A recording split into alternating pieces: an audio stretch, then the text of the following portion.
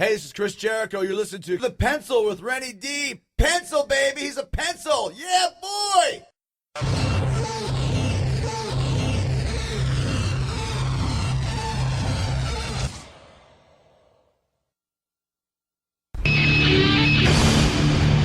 Hello, ladies.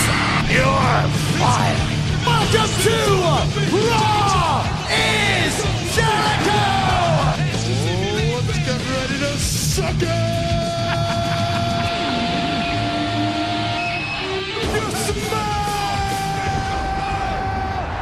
And that's the bottom line. I have a lot of things I want to get off my chest. This is The Pencil, a professional wrestling podcast starring Renny D and friends. Thanks for listening to The Pencil. Subscribe to the show on iTunes and follow us on Twitter at Pencil Podcast.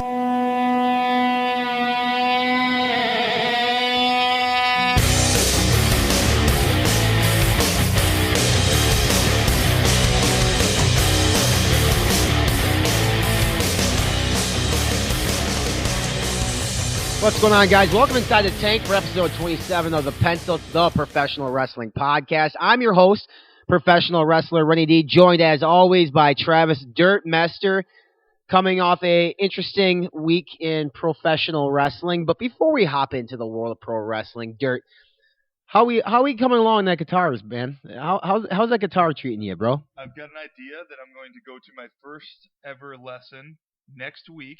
I'm going to go after work one night and really get inside the chords and make sure I get in my new lesson book that I have, and just be sure that I get on the right track in February after taking January off.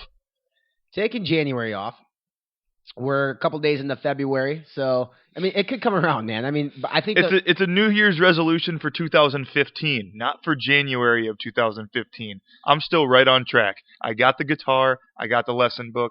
I'm doing fine. I think for the people out there listening, you don't understand that we live in Minnesota, and right now there's a big blizzard outside. There's snow flying. Nobody's going to play a guitar around a campfire in the middle of January.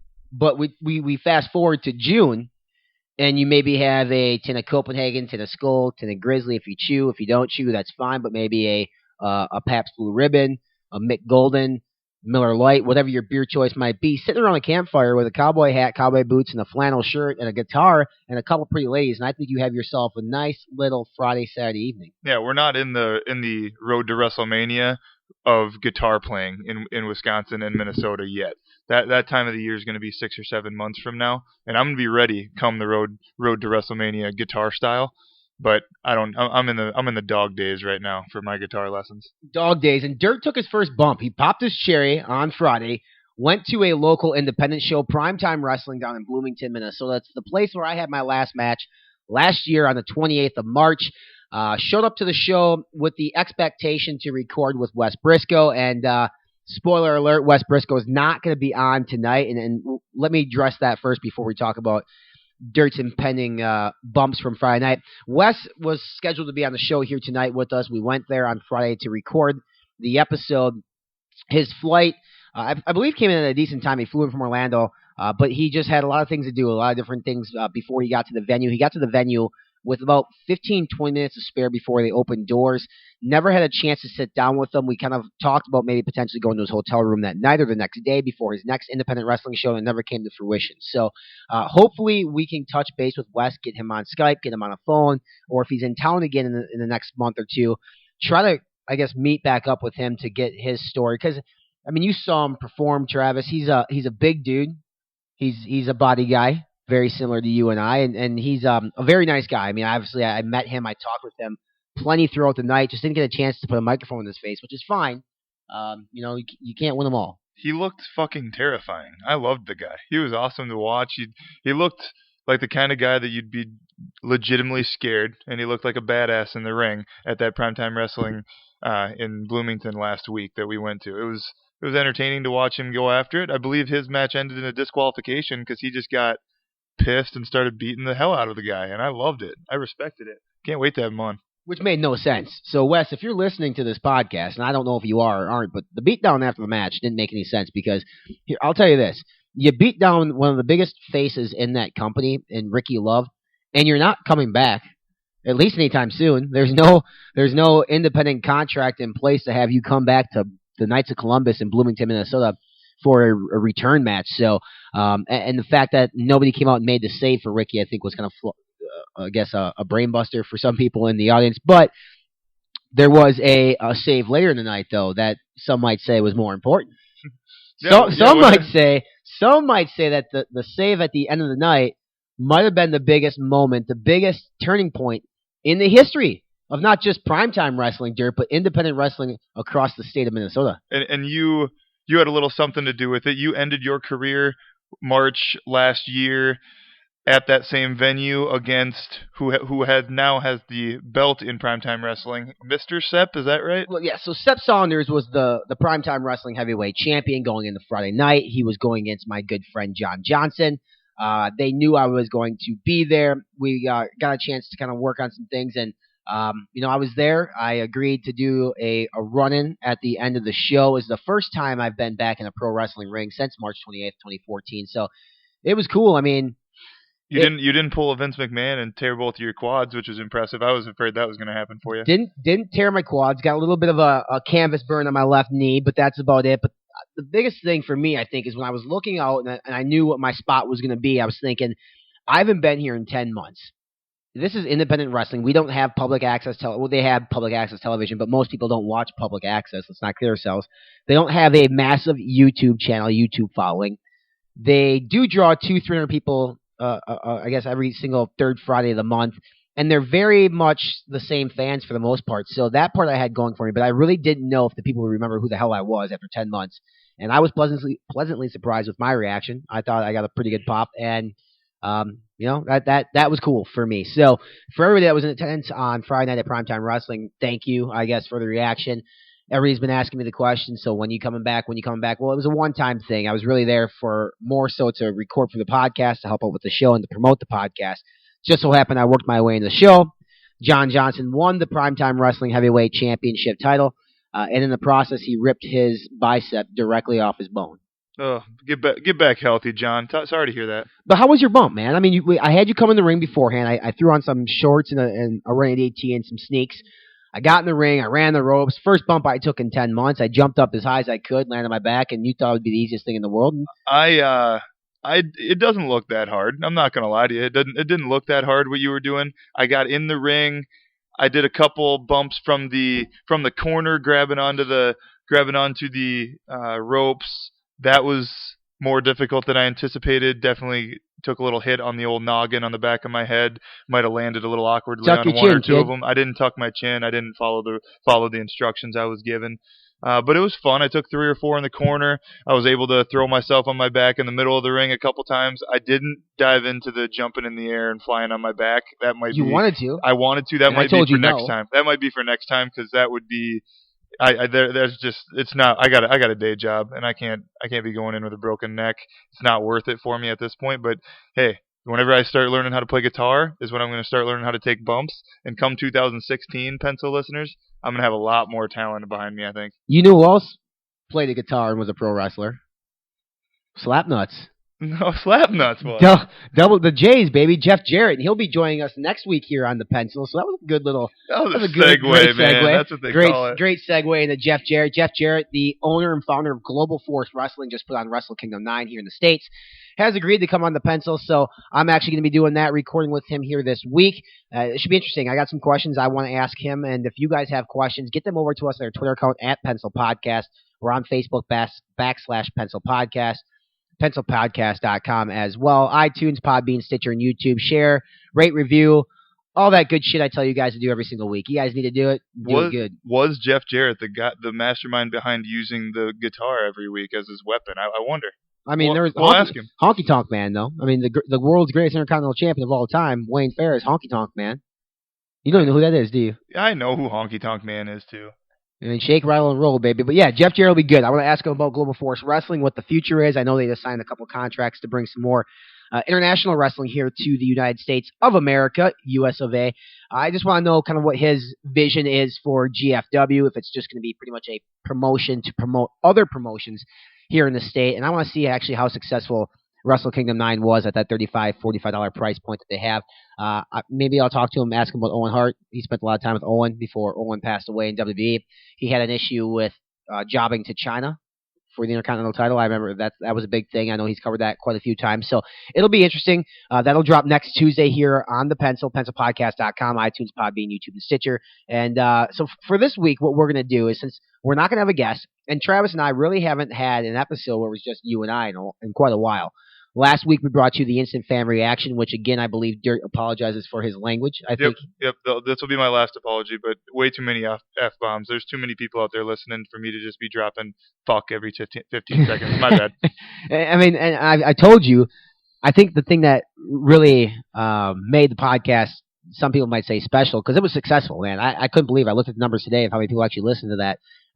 We were drunk. Hopefully those listeners don't regret it afterwards. So I hope most of them came back this week. But yep, I mean, we were drunk, man. We had too many toppers. We had too many toppers at the tank party leading up to the Royal Rumble. We were excited. We wanted to get that instant reaction, instant sober reaction, instant buzzed reaction would have been better. Instant hammered reaction. We'll try not to bring. It was real. There was no doubt. Reaction. I mean, we said some things. We did some things. I mean, it is what it is. And if you didn't like it, you have any opportunity to hit pause or stop or delete the episode. But for those of the hundreds of you that listened to the episode, shocked first off, but thank you. We do what we can to try to make the show the best that we can. And tonight we're gonna dive into more basically what we've been seeing as of late on WWE TV. And really kind of dive into it for more of a where do we go from here type of a booking scenario, because last night's Monday Night Raw was very interesting in the fact of what WWE did, and I guess looking forward to Fastlane, looking forward to WrestleMania. Speaking of Fastlane, first ever Fastlane, it'll be replacing the Elimination Chamber pay-per-view, which I think both of us really liked a lot. So we'll see what Fastlane has to offer.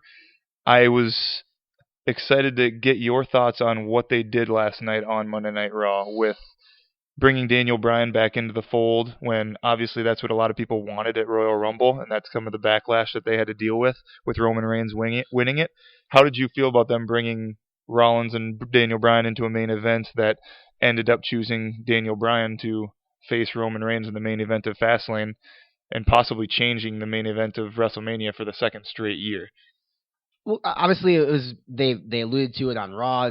When they try to make fun of the NFL Network, hashtag cancel NFL Network. I mean, there's certain things that you can say that's just not funny, and I think they know that. I hope they know that, because it's idiotic for the most part. But they were alluding to whatever they did on Twitter after Royal Rumble to cancel WWE Network, and they knew this was not their plan. Again, they reverted their plans, or they deviated from the script, because of the reaction from the WWE Universe and the reaction even of us on the podcast last week. But I thought last night's booking with Rollins and with Daniel Bryan and the winner of that match to face Roman Reigns at Fastlane was actually brilliant.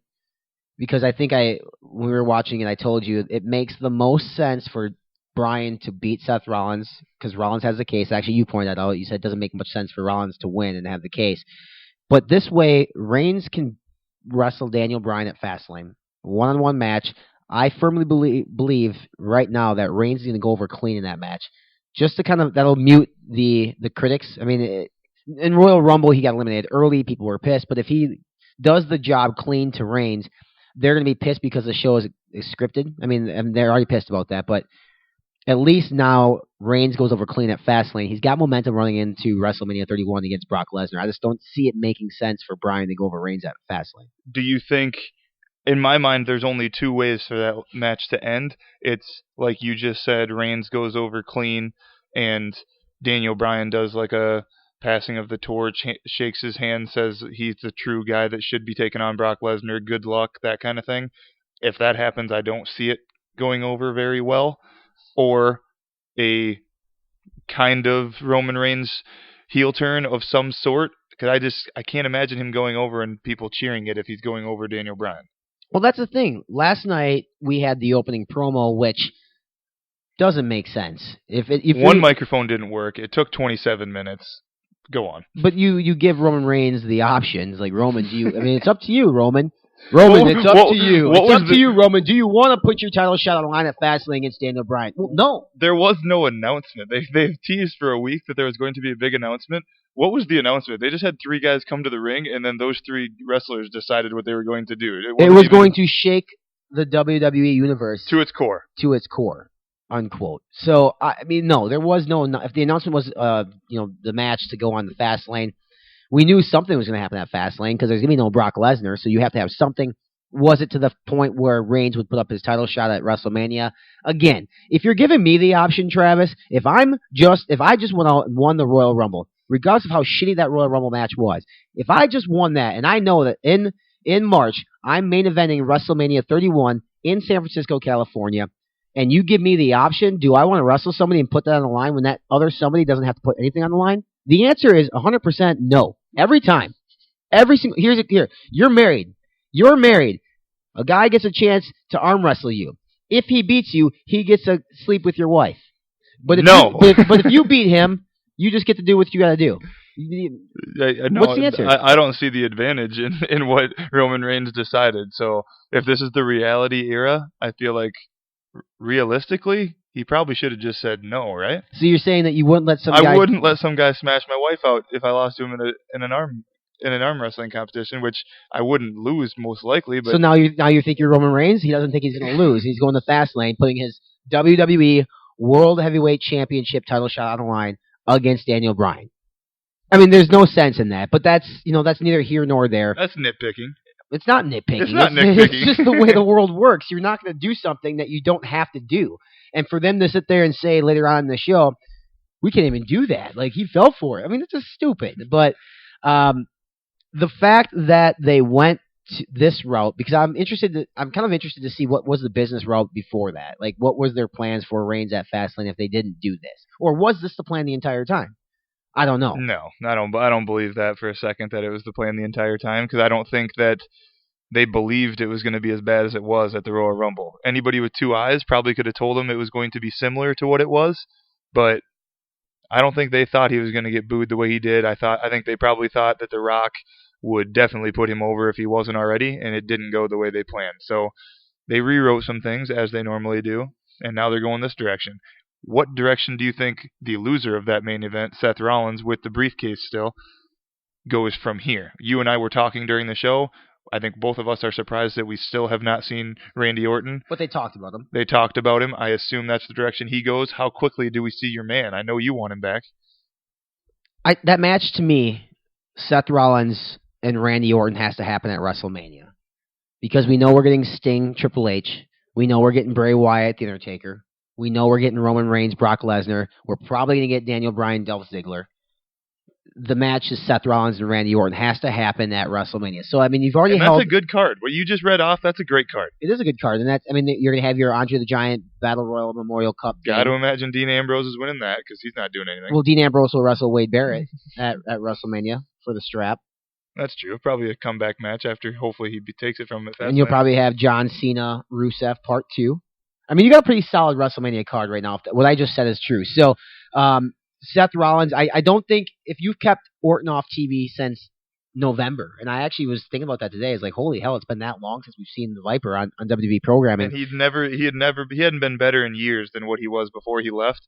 Really bad timing for him. I thought he was so hot when he left. But he left for a movie, right? He left for a movie, but just unfortunate. He had just had all the RKO out of nowhere stuff, all the Vine stuff. He was so popular whenever he left, and he was getting such a big reaction. I'm afraid some of that's died off. I hope he can pick it up right from the first time he gets back on screen. I'd be interested to look at the WWE live event schedule and see when they get close to St. Louis as we move closer to WrestleMania. I don't think that you bring back Randy Orton until Fastlane, if anything, or the night after. Yeah. Depending on what they try to do. Like, I would think, my guess would be next week or the week after on Raw he'll come back, because I don't see what Seth Rollins is going to be doing at this point without Randy Orton on screen. Yeah, I think that that direction makes the most sense. I don't think it makes sense for him to come back on a random Raw. I think they have enough writing or they have enough So I'm not really sure. There's enough fuel now with Daniel Bryan and Roman Reigns kind of, back to that point too, how Roman Reigns said, "Get the hell out of my locker room," right? And then he came down, he sweet spear on the Big Show. It Was sweet. awesome.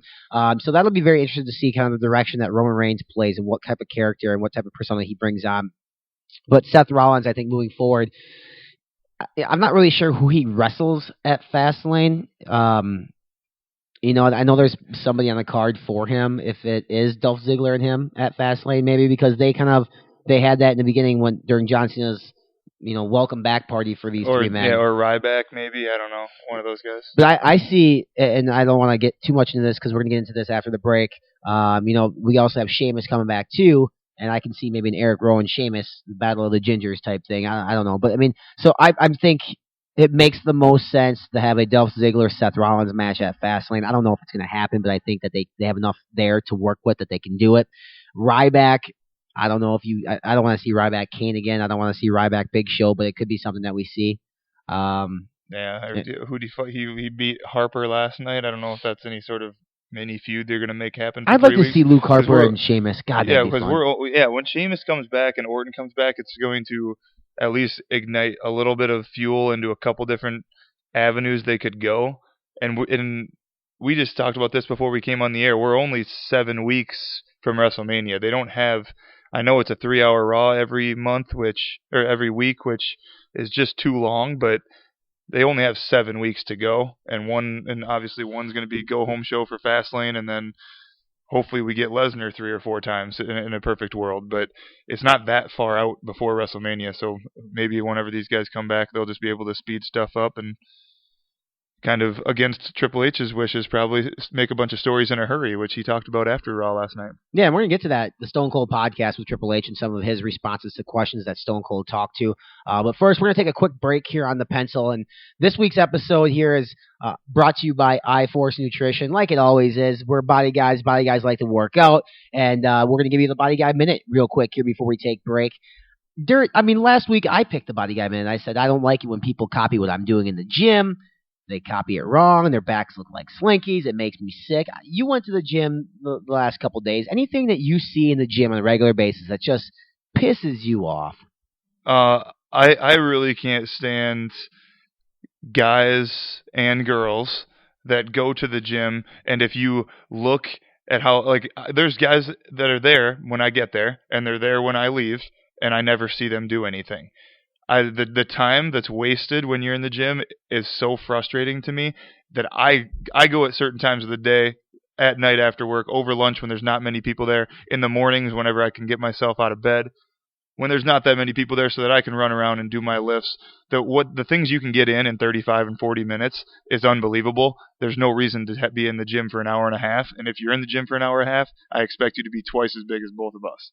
It's funny because I do the same thing, and people look at me like, you're done? Yeah, I'm done because I didn't sit here and talk on my cell phone for the last 50 freaking minutes, you moron. I'm in here getting big on a regular basis because that is what body guys do. You don't need to max out every day you're in there. If you're maxing out and you need to be in there for an hour once every 5 weeks because you're taking more time in between sets, whatever it might be, that's explainable. I understand. Or if me and you go to the gym together and we're talking a little bit one day, I can't get on board with have being in the gym for 75 to 90 minutes to do a workout. There's so many things you need to do throughout your day. We both have jobs. Everybody listening to this podcast, I hope, has a job. We don't need to be in the gym for an hour and a half. Get it in 35, 45 minutes, get it out, and then go home. Go home. And if your excuse is I'm too tired, or I wake up early in the morning, or I work long hours, here's an idea. Max Out from iForce Nutrition. It's a great pre-workout, scientifically proven. Right now at NutriPlant.com, buy Max Out. You get 30 servings. The shit is awesome. It is really good.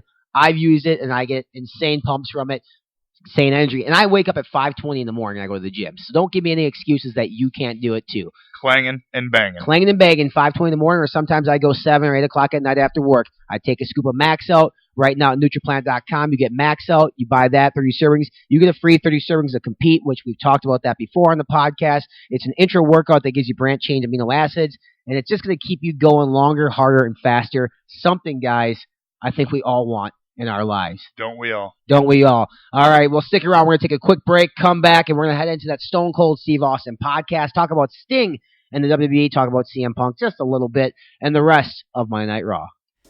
Hey, this is Chris with Spot Monkey Media. Are you a professional wrestler, a promoter, a business owner? Spot Monkey Media offers creative media solutions for your brand or business. Whether it's merchandise design or promotional material for your next event, Spot Monkey Media will work hands-on to bring your ideas to life. Spot Monkey Media. Create your legacy. Get a free high five when you mention this podcast. Connect with us on Twitter at Spot Monkey Media. Hey, Dave, what do you get when an atheist and a Christian start a podcast? I don't know, Ken. What do you get when a Christian and an atheist start a podcast? I don't know. You're the frickin' comedian. I figured you'd have some kind of joke or something. Right. Hi, I'm David Vox-Mullen. And I'm Mester Anderson. Seriously? Wait for it. Just wait for it. Anderson. And we're the hosts of Push the Button on the DVM Podcast Empire. It's a show where we discuss religion, politics, and sex. All that stuff that we're not supposed to talk about. I am a Christian. And I'm an ordained minister with the Church of the Flying Spaghetti Monster. I think that's code for he's an atheist. And together, we tackle any and every hot-button issue that the world is scared to talk about. Yeah, we're not afraid of the truth. Yeah, we're not afraid to piss people off. We're not afraid to push the button. So find us on iTunes. Or simply visit us online at dvmpe.com. And God willing, you'll come back for more. Yeah, God willing. You took the words right out of my mouth, Dave. Ladies and gentlemen, this is Impact Wrestling superstar, Mr. Anderson. Wait for it, Anderson. You're listening to The Pencil with Renny D and the Dirty.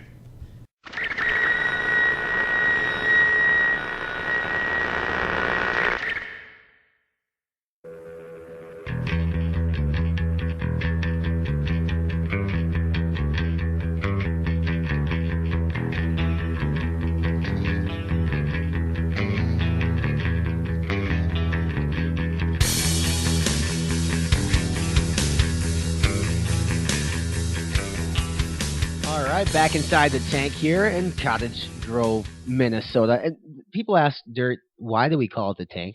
We call it the tank because there's a fucking sweet fish tank in my living room that I wish was about 150 gallons big. It's Can you tell the people what your idea was to call this recording studio / apartment / townhome / whatever the hell it is that we live in? I think I did I mention the word aquarium at one point? Aquarium. Not a good one. You might as well call it equestrian. We've all had bad ideas. That was one of mine. The tank rolls off the tongue much easier. Plus, who wants to go to an aquarium party? Nobody. Who wants to go to a tank party? Everybody.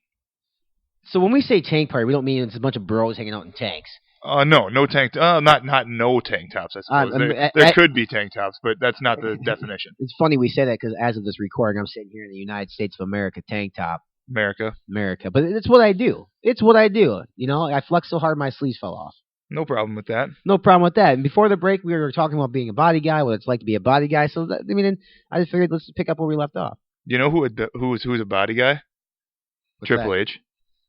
I mean, he's a great big body guy. Triple H I want to get his DVDs. Him and Stephanie McMahon got those sweet DVDs. They make fun of him on TV, but I would love to look like Trips. Speaking of looking like Trips, you saw that WWE 24 special or whatever it is on the you brought this up, on the Wrestle Mania 30, the backstage stuff. God, that was cool. That was a great WWE Network. It was almost like an ESPN 360 or ESPN 30 for 30 kind of episode. It was really good. It was very good. And they talked about Tyler the Crusher.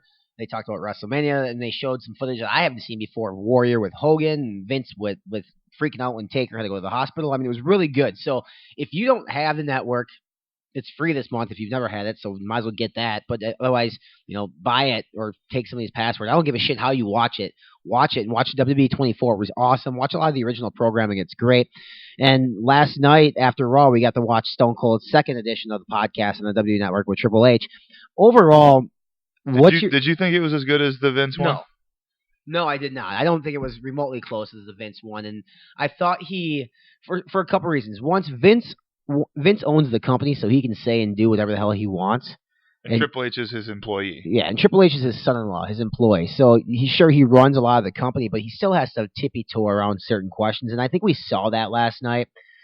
And I was a little disappointed with some of the responses. Some of the responses I thought were good. I mean, he blatantly came out and said that NXT is my baby, WWE is still Vince's. So it's kind of like, well, for everybody who bitches about WWE programming compared to NXT, blame Vince. And I don't think it was his intention to do that, but the memes or whatever you want to call them ran rapid on Twitter real quick after that podcast.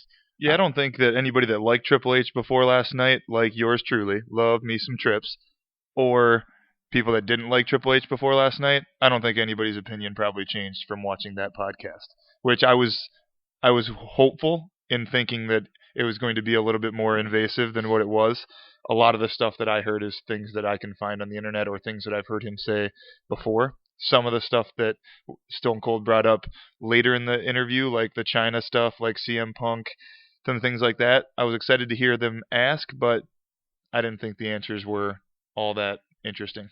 No, and I'm actually glad you brought up the China thing, because that was actually one of the most interesting questions I think Austin brought up on the podcast, because not once did I think about before the podcast recording that she was going to get brought up. And I think was it a Twitter question from somebody, or did Austin just bring it up? I think he just brought it up.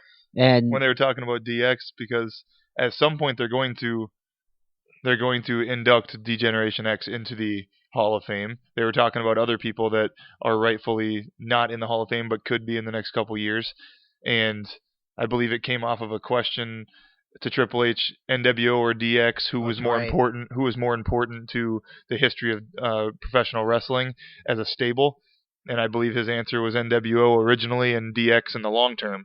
China was a big part of DX, and that's where that question came from. And his response, he said it as politically correct as you possibly could, but if China wasn't doing porn with X-Pac, or she did that Red Light District porn video where she was everything from a lesbian to a straight monster, she would be in the WWE Hall of Fame. Just as Sable should be in the WWE Hall of Fame, but Sable did Playboy. She's not in the Hall of Fame. Sable is hot. But if here's my thing then. If that's his reasoning why China does not get into the Hall of Fame, but he inducts, or they induct DX and Shawn X-Pac Waltman gets in, where is this it seemed very sexist, and there's probably a lot of ways he could have answered it differently than what he did. Well, I'm sure Stephanie doesn't like the fact that he was banging China for a lot of his life. Can't imagine she likes it. I mean, I wouldn't if I was her. Do you know China wrote a book? Like way back in the day, and I bought this book. I got this book bought for me when I was in middle school, and I sat up in my room and I read this thing one summer day, like on a Saturday, from cover to cover, dude. And she talks about a time when a frat party ran the train on her. I'm not kidding. I mean, these are real stories. I'm reading this at like 13, 14 years old.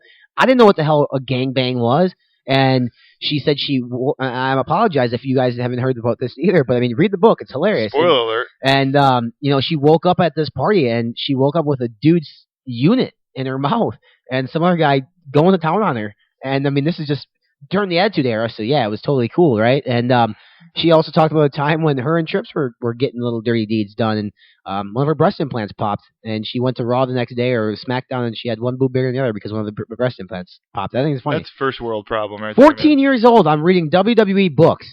That is when wrestling was beautiful, people. Those were the glory days of pro wrestling. Yeah, I think if you did enough Google searches, like Triple H talked about last night, you do enough Google searches on some guys that are in the Hall of Fame, I feel like you're going to find some things that aren't going to come over so well. So I don't know if that argument, of all the arguments he could have brought up, made the most sense. Yeah, I mean, and she will. I don't know. Will she ever be in? Yeah, I think she'll be in. I think when they put in DX, X-Pac will be up there. She'll be up there. They'll be making sex tapes. It'll be awesome. Like in heaven or in the Hall of Fame heaven? I don't think at the induction ceremony they will, but I don't know. Maybe the cameraman can induct them. That'd be awesome. Speaking of cameraman, here's one thing that kind of took me. You probably know where I'm going with this. The comment from Triple H last night when he's talking about how NXT is a breeding ground for professional wrestlers, but also for the next generation of cameramen, referees, because this guy, and he points to the guy with the camera, and this guy, another guy at the camera, won't be here forever. I mean, I get he was trying to say it in good spirit, but it was funny as into the point where, like, I'm going to fire these assholes after this podcast is done, or they're going to fall over and croak tomorrow. I get the CM Punk response.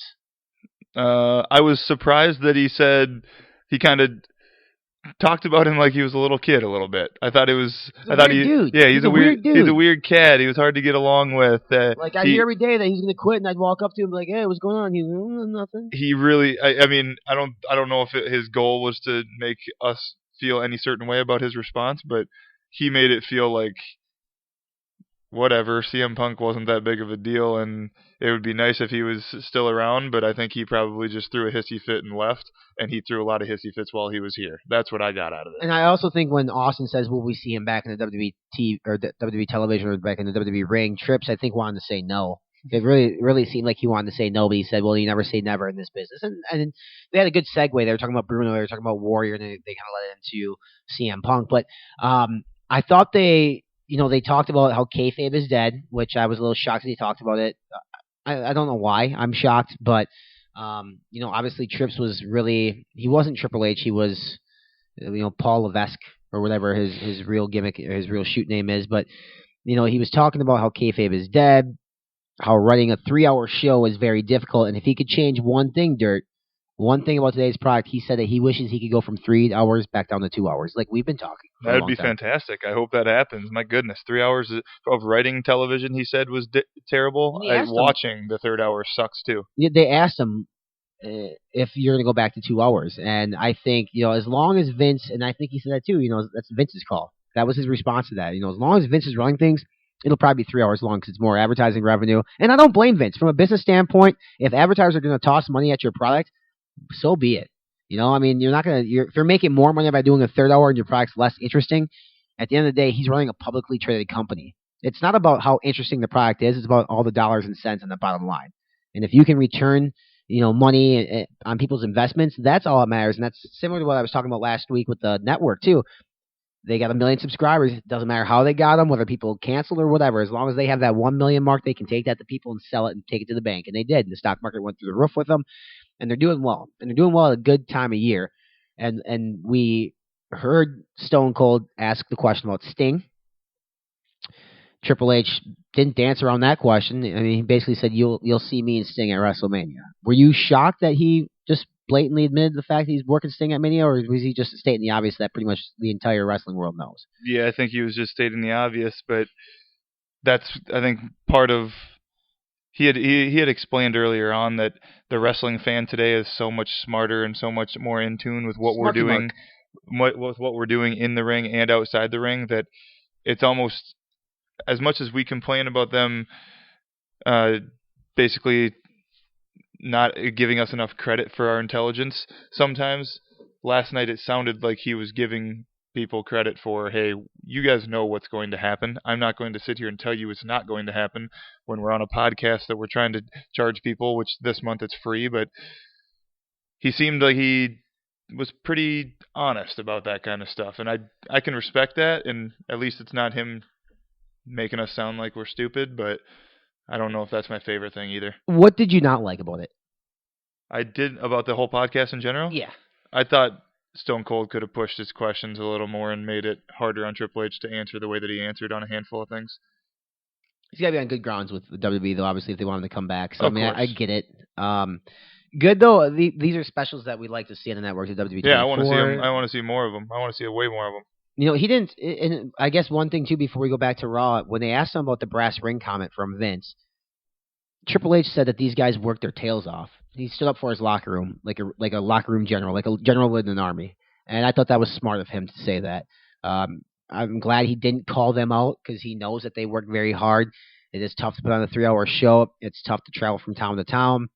The thing is, too, it's a little bit different, and I know that a lot of the old-timers will say, well, Stone Cold was going 110%, and Shawn Michaels was going 110%, et cetera, et cetera. Yeah, they were, but there were a lot less media appearances back then, too. Now there's podcasts, there's Sirius XM radio, there's a million different cable channels, and there's a million different radio stations and local channels. So the guys are running a lot more. And the guys back then were living on alcohol and drugs, So it's a different age, and I'm okay with that. But about Raw, I guess a couple things to look at on Raw last night. One, I was shocked that there was no Paul Heyman because this was the first live Raw now since Royal Rumble. No Paul Heyman. Obviously, we didn't expect Lesnar. We didn't see any Sheamus. We didn't see the RKO. as much as I was, I mean, Paul Heyman's such an intelligent and a genius wrestling mind.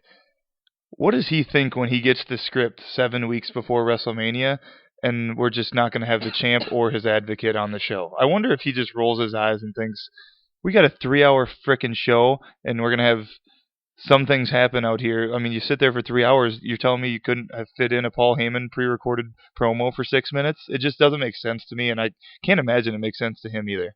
does it make sense to you that Miz and Mizdow last night really kind of just it really started on the Raw? Yeah, I liked it. I liked the way they did it. I think the Miz is awesome. He's a great heel.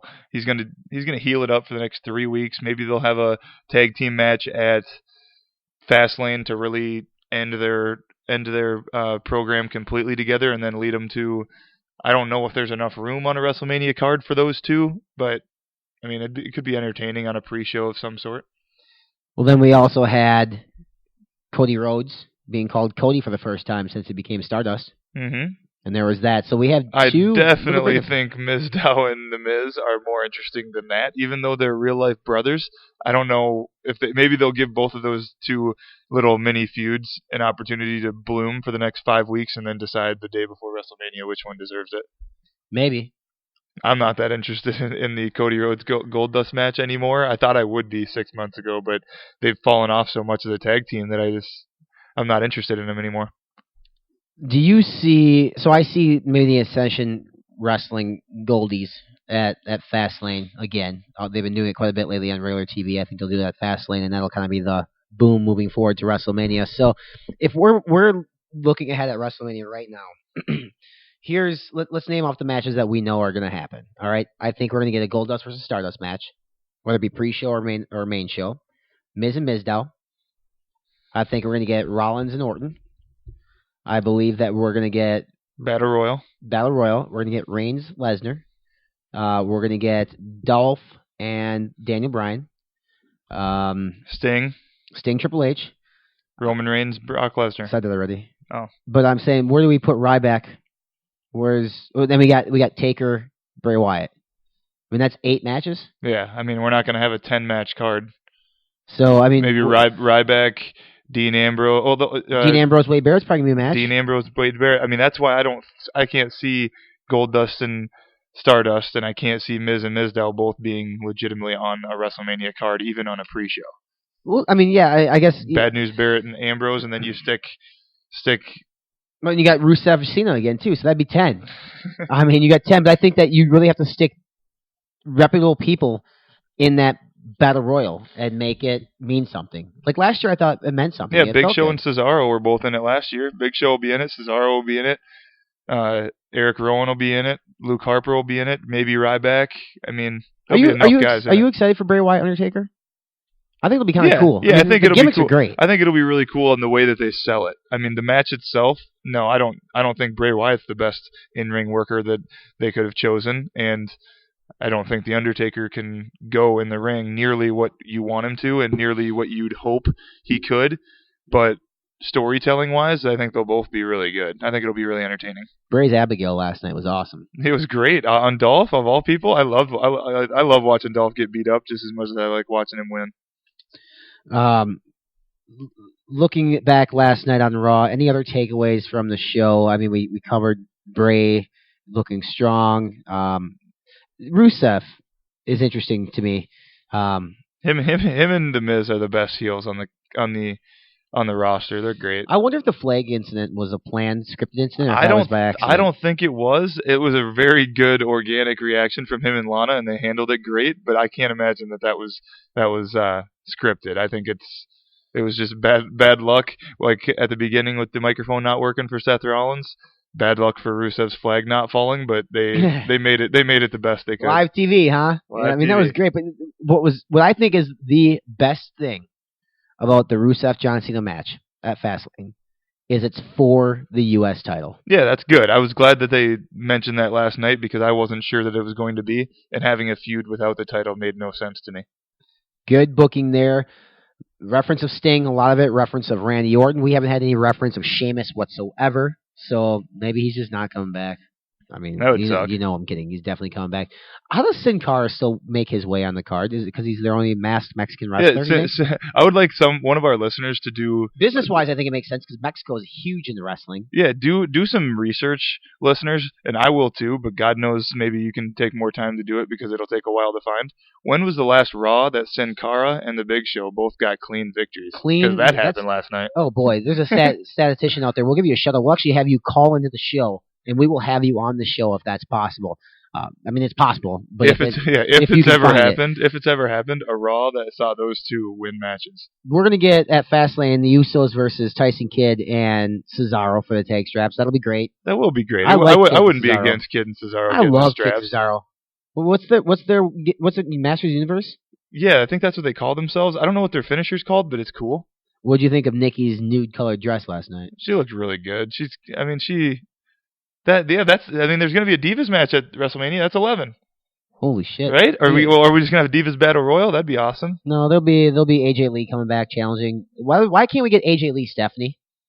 Yeah, that would be great. When they teased it that day, that was hot. That was great. She's the only woman that can stand in the ring with Stephanie and cut a promo with her. It's awesome. But yeah, we'll see. I mean, maybe Nikki Bella will just hang on to that bitch until we get to WrestleMania, and she'll face Natalya or somebody in a 4-minute match. But that's still another match you got to do. And at WrestleMania, you can't cut out for the entrances. WWE, you can't do it. It's gonna be cool, man. So if you're looking at it right now, are you on the same boat as I am that Reigns is walking out of the fast lane with a clean victory? Yes, I would say that's the overwhelming likely result, is that he walks out with a 1-2-3 victory, and Daniel Bryan gives him a handshake and a good luck at WrestleMania end to the show and holds up his arm. And they're doing their very best. One way or another, they're going to try to get this guy over. I personally would love to see him booked as a heel and just go into WrestleMania as a bad guy, legitimate bad guy, because I think that'd be the easiest way to book it, because they're going to get too many boos after he wins. Lesnar's just a beast, and people love him. So, interesting question, too, on the podcast we didn't mention is when he asked Triple H about Lesnar's contractual obligations to WWE and his contractual status, Tripp's response was very interesting, saying that he thinks that Brock might feel he's got some unfinished business out there. So I think it's a foregone conclusion that Brock's gone, unless they offer him a lump sum of money. That's what it sounded like to me. And which, it sucks, because I'd like to see Brock carry the title for another year and a half. Me too. But maybe be around a little bit more, but oh well. Daniel Bryan's got to bring that up sometime too. That last night he at least started bringing up the facts that, hey, I lost the title, you stripped it from me, I didn't get a chance. I was very happy that he brought it up, because that's continuity. That's storytelling 101. He didn't ignore what happened 8 months ago whenever his title was taken for no reason, and he was injured because he didn't qualify for wrestling a championship match in 30 days. Brock's off TV for 90 days, and they don't do anything about it. So I would have liked to see him bring that up, but at least he brought up some of the information that we've missed out on for the last 7.5 months. Interesting. 7 weeks, man. 7 weeks. 7 weeks. Mile marker 7 into WrestleMania 31, which we will not be there this year, unfortunately, but we'll be there live from the tank in Cosgrove, Minnesota, I would think. Watching the card. We'll do our best not to give you that immediate reaction this time, the way we did last time. We're going to have a tank party for sure for Mania, so we're going to just have to keep the microphones packed away, I think. But hey, man, this was good. It gave us a chance to kind of really go through everything that's been going on in WWE. And I know we kind of missed on some things, and people will complain that we didn't talk about the Divas enough or whatever it might be. But if they don't give the Divas time, we don't have to give the Divas time. But Trips wants more time for the girls, and we do too. I think that's a good thing. So next week, Jeff Jarrett from Global Force Wrestling. He was the founder of TNA, was in WWE for a long time. If you don't know who Jeff Jarrett is, then you should be listening to this podcast. I want to ask him if he feels that he is single-handedly responsible for the Road Dogg Jesse James' success in professional wrestling. Because the Armstrong family is a fantastic wrestling family, but the Road Dogg got his name, he was the roadie for Jeff Jarrett's band, and then he became the Road Dogg. So I don't know if I'll actually ask that question or not, but tune in next week. We got Jeff Jarrett, like I said. Find us online, facebook.com/Pencil Podcast, on Twitter @Pencil Podcast, pencilpodcast.com. Rate, review, and subscribe on iTunes or however you get your podcast. Tell a friend on social media, whether it be Facebook, Twitter, Instagram, Vine, Tumblr, or you have your own personal website, reach out to us and let us know what you thought of the show. Any feedback is good feedback, whether or not you like or hate us. It just continues to drive us to be better and better each and every week. Derek, you got any parting words for the pencil audience, my friend? I got nothing this week. We got 6. Nothing? We got Not even one thing? We had our Body Guy Minute. We had our 50 minutes here to talk about the state of wrestling. I got nothing. I'm on empty. He's on empty, man. He's on empty. Boys, check your girls' cell phones. You never know what they're doing at this time of day. Yeah, and until next time, I'm Renny D at Real Renny D on Twitter. This is Dirt at Travis Mester at Pencil Podcast on Twitter. We'll come at you next week with Jeff Jarrett.